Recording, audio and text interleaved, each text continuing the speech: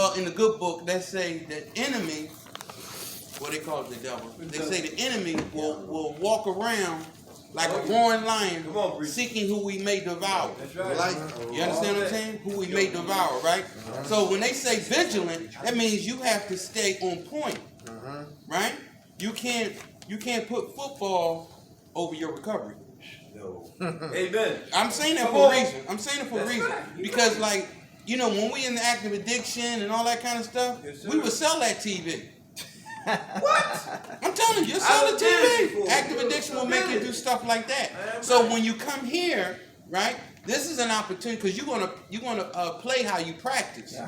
You have to practice a certain way in order for you to develop your recovery. Yes, sir. So when I'm vigilant, I went to go to a lot of NA meetings and so forth, and sometimes I see a friend of mine got 30 years clean, 35 years clean. I haven't seen the person in a little bit, and I see him in a meeting. Yo, how you doing? Guess what they tell me? They say, shh, because I might miss something.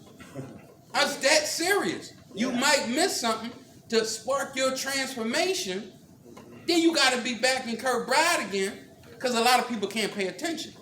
The only thing you need to get to pay for in recovery is to pay attention. If you sit next to somebody that's always talking and all this and that, not only they taking themselves off course, guess who else they taking off course? Other people, myself. They taking you and your family. Yes. They're saying, fuck your kids. Yeah.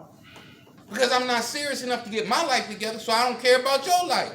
Matter of fact, I'm just here to get something to eat. Right. Because that's how I used to be. I used to be the best dressed homeless man. Okay. Yeah. That's what I'm serious. I'll be just like that. I'm coming in just for the check or get with somebody. You know, if I'm number one, I couldn't rock with them if they were 7 or 8 because I'm spending money with them. I need them to spend some money with me. You know, I'm animalistic on that level. So I want you to understand. Coming out of storm, they call it coming out of the storm. You're going to be at that animalistic level, but you have to shake it off and keep the main thing the main thing. You know, yes, we have to have recovery for ourselves, but guess what? Guess who benefits from our recovery? Family. Our family, your children, your daughter. While we here right now, who is protecting our children? That's the position of a man. Yes. So when you out of position and you playing football, what happens when you get out of position? They throw a flag. How we get flags? How do we happen when we react and relapse and all that? We wind up in jail, institution, near-death experiences. One time I remember coming out of my little high stupor. I'm in the middle of a freaking graveyard getting high because I could see everybody coming towards me or something. I didn't know I was closer to death. You understand what I'm saying? So what we're gonna do is we're gonna focus on our glasses. I'm saying what I'm talking about my glasses. I'm talking about my perspective. Yes. And you look at this joint right here, it will help you calibrate. Anybody ever shoot a weapon before? Yes, sir. You ever shoot a rifle? Yes. You know, rifles have to be like calibrated to you. You know what I mean? The sights have to be calibrated for you. So when we're looking at this stuff right here, this is going to help you calibrate your recovery for you. Because what might make you relapse might not make him relapse. So you have to be vigilant. You got to realize that one slip could be too much. You could die. But they say almost 60-70% of the drugs in Philadelphia have fentanyl in it. Now, fentanyl is like 50 times more powerful than dope. Car fentanyl is 100 times more powerful than fentanyl. What is it? Car fentanyl. Chinese car fentanyl. I never heard of that one. Chinese synthetic. You understand? So it can be a one-hitter quitter. Talking about I made a mistake. That's your last mistake. Yes. So we want to go over here so we can keep the main thing the main thing. Go fool. Happy New Year. Happy New Year, my brother. Thank God for last night's rest, this morning rise. Thank God for His grace and His mercy. Grace is always giving me what I don't deserve. And mercy is not giving me what I do deserve. And for that, I'm eternally grateful. That's Robert Hayes. I'm Dirk McKnight. Together we call it the Minds of Men.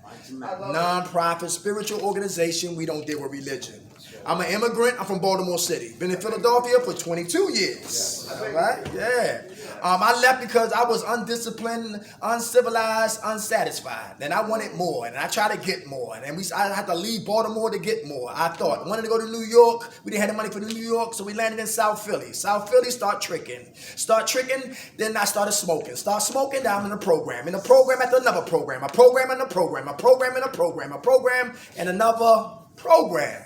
Because I was always talking clean, but I was always living dirty. All right, I was never vigilant. All right, I was always impulsive. I'm still is impulsive, right? But being in 8 recovery programs, and now I got 14 years. Rob got 13 years, but all we got is what? Today. So to be vigilant, meaning that guess what? I gotta watch who I hang with. Yes. Who here talk war stories all day long on your unit?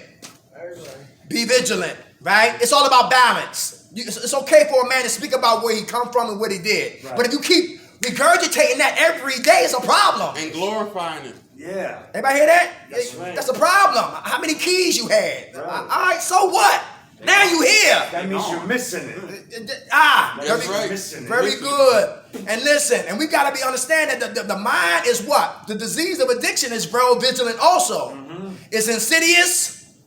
It's cunning, it's baffling, it's progressive, then it's fatal. And don't forget chronic. Everybody hear that? And chronic. Everybody hear that? Not that Dr. J chronic neither. So we suffer from something that we cannot play around in here. That's right. Everybody understand that? Yes. Play in here, die out there. Yes. Freedom ain't free. It's a price to pay to get free. So if we want to have a new life in a new year, we got to have a new mind. New year, new mind. New year, old mind. Same thing. Everybody hear that? Yes. So we got to change the way we think. Very important. Number one. Let me give you this before we go. I remember my license was suspended for quite some time. So it got to the point where I wasn't even thinking about the license. You know what I'm saying? Yes. And I found out I had something made me have to get a license, driver's license. Found out that everything was lifted and all that kind of stuff. So I was putting myself in suspension. You know what I mean? Not even addressing the reality of the situation. So how many of us is like putting ourselves in bad situations because we don't think recovery is possible? Mm-hmm. Recovery is possible. Mm-hmm. You have to believe it. Mm-hmm. You got to speak it into existence. You know, nothing changes, nothing changes. Number one, assuming. Mm-hmm. In these circumstances, we assume the worst without testing the evidence. Some people will stay up in their room because they assume that minds of men are going to say the same thing every week, and that's a lie. Telling you right now to your face. It might be the same topic because he might say something that hold everybody's attention for 20 minutes. Mm-hmm. And no way in the world could be the same thing we talked about last week. But because I don't want to come to group, I make excuses. Anybody been there before? Yes. Cats upstairs when they supposed to be downstairs. Mm-hmm. And that's a setup. That TV ain't going to get me clean. And you be like the two people I seen we can be. And put me in there. We can be like the two people I seen on, anybody catch the L and get off that church. Come downstairs and make a right and walk up the street because I go to the thrift store called Hands. But before I got there was a couple in a yard and they sleep there. And the way they got that little yard set up is a lot. They got it set up like this. They at the Sheraton Hotel. Right. Yeah. On two mattresses. Yes. And they got a couch and listen, look. A TV that don't work. Yeah. Assuming. Everybody hear that? Anybody assume? Don't have all the facts, but you still running your mouth. And when they say assume, you know we break it down, right? Make an ass out of you and me. Yeah. Because we are basing our decisions not off of fact, but off of opinion. Right. Who assume like who make sweeping indictments on men? Or he gonna get high. Or women too, yeah. He gonna get high. He don't have an NHX. He always bitching and complaining. He always talking about war stories. All women are whores. He never in group. He never don't take his meds. And guess what? And guess who got high? I did. Yes. I did. The person I talked about, I wound up using. He stayed clean. Assuming. And actually, you know, sometimes like when you go to NA or you see a lot of addicts and because they relapsing or exhibiting a bad behavior, it's not necessarily a bad thing. Why? Because they are exposing themselves and they can get help with that. Mm-hmm. And when you focusing on everybody else, guess who get the help? Not you. They get the help. Mm-hmm. and you stayed stuck in the closet, like R. Kelly. Talking about you stuck in the closet because you can't look at yourself. It's Or like refuse to look at yourself. And it's like anybody had to be on a job, you assume that you wouldn't like the job, and when you got on the job, you started liking the job. Everybody hear that? Right. Doing something different, we assume that all the negative, but when you start to get into it, like we're going to take some kids to go farming. Money is in farming. Everybody know that. Look, we look at farming and say, yo, so what? Yeah. But listen, who ate greens from the garden? Right. The best greens you will ever eat. Yeah. Right? And look, it's an art to farming. You cut the ground, you break it up. Now you put the seeds down. Now you got to what? Nourish it. The sunlight, the water, etc., etc. Make sure no foxes, no rabbits, and all of that. And when the harvest grows, now Rob has the what? The garden. I drive the transportation. He has the store, and he's the employee, and all of us get paid. We hungry. and y'all hungry, right? So Rob get paid, I get paid, he get paid, and y'all eat. Business, economics. And some people don't think, they assume that they can't have fun doing something that they never did until they try it. Come on, brother. Since you said that, John covered that. Hey, John. Since you said that, I've been saying that for the longest time. Like, you said we're dead and all that. Until we learn how to work with one another, instead of fighting against one another over color, religion, sex, age, all that. Like you said, he knows how to harvest farms. This person knows how to do carpentry. Mm-hmm. That's real currency. That's right. You say work with one another. One hand wash the other, and both wash your face. That's right. Money isn't needed. As long as you got food and shit like that, and you work together as a whole unit, that's all you need. You don't need money. That money is there to distract us and pull blinders over our eyes. That's very good. It's there for you. Yeah. How much time you clean, John? 15 days. I said 8, but it's 15 because I was in detox for like 5, 6 days. Let's give it to him. All right. Hey, John, I would tell you what, you're 100% correct. Because, you ever hear something called artificial construct? You ever hear that before? No. But something that's made up to separate and divide people. Exactly. In the early parts of America, what happened was the indentured people and so-called slaves were all in the same boat. You see? The rich people, which is a small percentage. 2 to 5% now. Yeah, 2 to 5%. What happened was during that time it was the revolution, the French Revolution. French Revolution decided to overthrow the rich people. So now the word gets to America, the poor people are uniting and they're gonna throw us up. We ain't gonna be able to make no money. So they said, well, what can we do? What can we do? Divide and conquer. Right? Now they're not gonna give poor white people money, but guess what they gave them? They gave them status. At least I'm not like a nigga. At least I'm not getting fucked up like that. So now, right, you are separated through the artificial construct. We fighting each other, and guess who's sitting over here counting the money? The rich. The banksters. You understand what I'm saying? So when people feed into racism, racism and prejudice and all that kind of, it's just to separate you, so they can take advantage of you. Exactly what they want. Exactly what they want, and so we caught up like football fans. Yeah, this is my team. This is my team. Now understanding that through unity, we can make a lot of stuff happen. We can stop those murders overnight. All the drugs, overnight. There's a lot of a government now. Listen, if they wanted them drugs stopped, that shit would stop. They stopped during election time. You can't get no drugs during election time. Exactly. And if you do, the price of rise look crazy. Open air markets down in Frankfurt. That's crazy.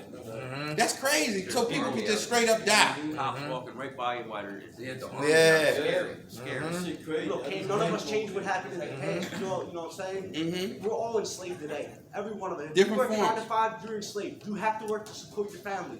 We work to give our families a better life. Would you work a 30-year day? You sleep a 30-year day. 2/3 of your day is gone before you even get to walk through your fucking front door. Now eat shit, shower, and you get a couple hours of spell. If you get to shower. If you ain't got to work a second job to be able to pay your bills to begin with. Yep. That's how they do. Once we all unite together, that's when we'll change will come. Until then, we're going to be amongst the remains. Good food, brother. Come on. My name's Baron Manata. Hey, Baron. I made it back. Fortunately, I made it back. You know, I find myself not knowing why I can't kick this disease, and it's like everything you share. It's like I hear the answer, I agree with it. It's like I can't get it. I'm gonna be so cliche, so I can't get it from my head to my heart. But it's like they say, when you get enough pain, it'll stop and all. I mean, I've had that pain to the point that like I went past having all that digging my own grave, and it's like almost to the point like I don't care anymore. You know what I mean? And it's like I know there's a better side of the recovery. It's just like, you know what I think it is? Like I fear that I'm a fail. I'm not going to be able to make it like guys made it in recovery. Like I'm not going to be successful like them guys. And I feel like I dug myself so like with my criminal history and, you know, being around new people and having to go meet new people, get a new job, be in a new recovery house, and it's like I'm always trying to people please, and so if people like me, I feel accepted, and I feel like if I'm not accepted, because I felt not accepted my whole life, that I'm not going to make it. So like I feel like I'm already set myself up for failure before I even go to these places, and like when it comes to the work and stuff like that, I feel like I'm not going to get the job to be able to take care of myself. Like I don't have to depend on nobody, because I got nobody anyway. But it's like, you know, I just like it's easier to go run and steal and get high, and that's what I know how to do. I mean, I'm not saying I'm good at it, but I get by, you know. And it's like when I'm sober, I'm broke as hell. When I'm getting high, I got money in my pocket all the time. So it's like that. Like I was saying, that being scared to succeed and fitting in with guys that are doing good. You know what I mean? It's like I want to be like them guys, and I want to fit in with them guys. But it's like you got to show a substantial amount of clean time before it even open the door for you. And in the meantime, I'm struggling. You know what I mean? In the beginning, I'm got nothing. I'm struggling, and I'm fighting to go back the other way because my pride and ego is getting in the way, and I'm broke, and you know I don't even got a cigarette, or I can't pay my rent, or at a recovery house, stuff like that. And I want to get in with the guys, but they don't even open that door until you got enough time to prove to them anyway. You know what I mean? So it's almost like a double-edged sword. It's like a catch-22. You know what I mean? So that's what I've been struggling with that lately, you know. Okay. I'm back again. Fortunately, I got a couple days sober, like five days sober. Give it to him, y'all. All right. I want to change, and I want to do better with my life, and like it's just like I feel like I'm one of them guys that like everybody here is just keep coming back and back and back, program, and pretty soon I'll be 50 years old sitting here if I even make it that long. I'm 42 now, you know, and I just feel like I'm starting to be like the guys that I said I never wanted to be like, and I'm becoming that. I am that. You know what I mean? I'm that since 27, saying I'm never going to be 30 to program, never be 32, I'm not going to be 35. Now I'm sitting here 42 saying the same shit. It's like, it's just like a fucking wheel that I'm on. It's like, am I cursed or something? Like, you know what I mean? Is my head that fucked up? Like, I can't change my head, my thinking. Like, you know, the first thing you opened this meeting up about, you said changing our thinking. So the way we can change our life is changing our thinking. Well, how do I change my thinking? You know? Okay. I'm asking you, like, how do I change my thinking? You know? Okay. Hey, guess what? You said something. You said what they call it? An idea connected with a latch pin. Latch pin, you said, was, I gotta show them I'm clean time and all this and that. Well, actuality works like this. People in recovery, they only keep what they have by giving it away. Right. So the newcomer is the most important person. Why? Because now we learn it 2 times. I'm teaching you, and I'm also remembering for myself. Right. Newer members keep it green. Say, damn, if I keep messing up, I'm going to be under that bridge. I'm going to be sleeping in that lot with a TV that don't work, with a girl that hasn't washed up. So, yes, when they say, oh, I've been cursed, we have been cursed. We curse ourselves. Yeah. Because I'm pretty sure you know somebody that's been successful in recovery. They say you have to follow directions. You ain't have to understand it for it to work. All you have to do is follow directions. You have to eliminate that voice saying, I can't do it. I'll never do it. I'm hoping you've seen the Wizard of Oz. You got the lion, the Tin Man, and the straw. Straw Man wanted to be intelligent. But all the way during the movie, he was talking about Socrates, Plato, and all of this stuff. The Tin Man wanted some heart. And he was putting himself at risk for other people. The lion. The cowardly lion. The lion was kicking ass. You understand what I'm saying? So yes, we have all these things inside of us. That's why you can make money in active addiction. Because you have a skill set that you can still make money. Guess what? You still got those skills. It's called transferable skills. You have to find a way to use that skill set you have so you can make money for yourself and you're not taking advantage of yourself. You understand what I'm saying? So get with some people, get with some winners. It's some winners in here. It's some people that never want to use again. Now I never like hearing people say, "Oh, for the rest of your life." That's too much on somebody's plate. Right. It's a just for the day program. It's a just for hours, sometimes 5 minutes. You ever hear white knuckling? Yes. Sometimes when you go on that roller coaster, you all over the place, you holding on, ain't you? Yes, sir. That's what you got to do in recovery too. That's what you got to do in recovery. You got to hold on for dear life until the ride smooths out. So people get coming out of a storm, somebody in a storm, and the storm's on its way. So your spiritual principles is going to give you the ability to survive the buoyancy or the rough seas of life. See, we quitters. Oh, this is too much. Fuck this. I'm out. Put my spiritual sneakers on. I'm out of here. I've been thrown out of better places than this. So I'm causing my own demise. So when I say you curse, yes, you put your own curse on yourself. Right. You have to remove that curse through positive affirmations. Let me say this right here. Good food, right? You remember Casino? Yeah. Sam Rothstein. Yeah. He got with the girl. What was the girl name he got with? Ginger. What's her name? Sharon Stone. Sharon Stone.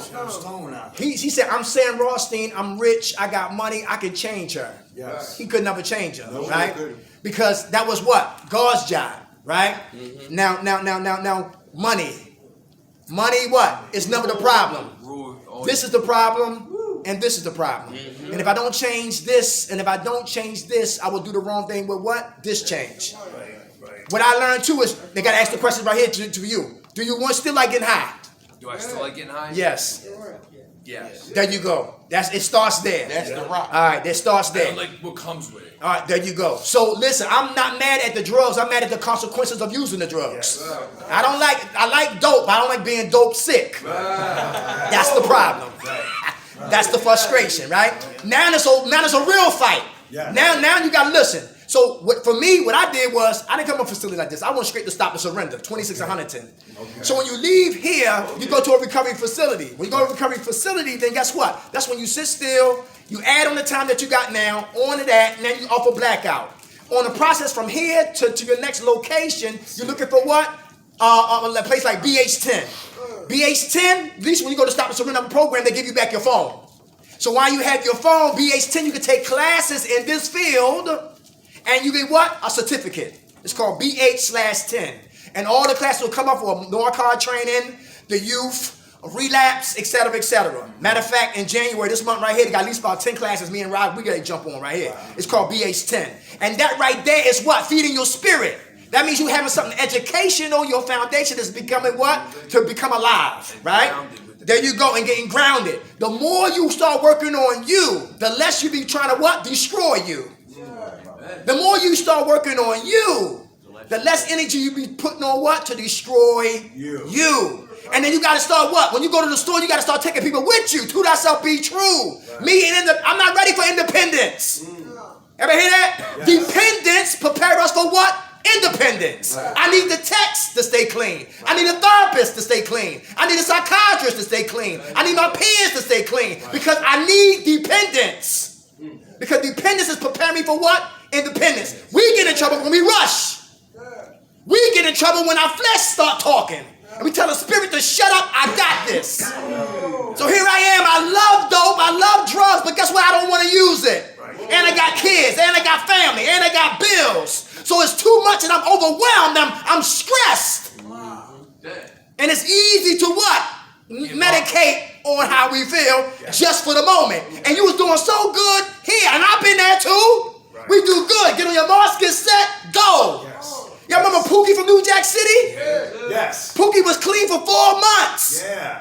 And he said he rationalized and justified and told Ice-T and them, I helped you get Nino Brown.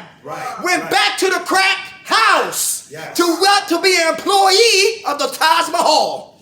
So he was in there bagging up coke, staring at the coke. He came out and gave a report, girls in there butt naked bagging up coke. He celebrated. Nino Brown got it going on. And then the second day day, he bagging up the coke and he's staring at the coke and he bagging up the coke and he's staring at the coke and put a crack pill in his lips. Third day, he crying in front of the crack pipe. Fourth day, he smoked crack. Fifth day, he come to work doing jumping jacks. They say this nigga, what, he wired, take him out back and what? Kill him. Started good, but never finished. You hear what I'm saying? And until they bury you and me and everybody in here 6 feet deep, we can't take no vacations. You hear what I'm saying? So it's some spiritual warfare, man. You got to keep fighting, man, all right? All right, we love you. We love y'all. Hey, who woke us up? God. Grant us serenity to accept the things we cannot change, the courage to change the things we can, and the wisdom to know the difference. God's will, not ours, be done. Amen. You got a piece of paper? No. It ain't over, is it? Yeah, what you gonna do?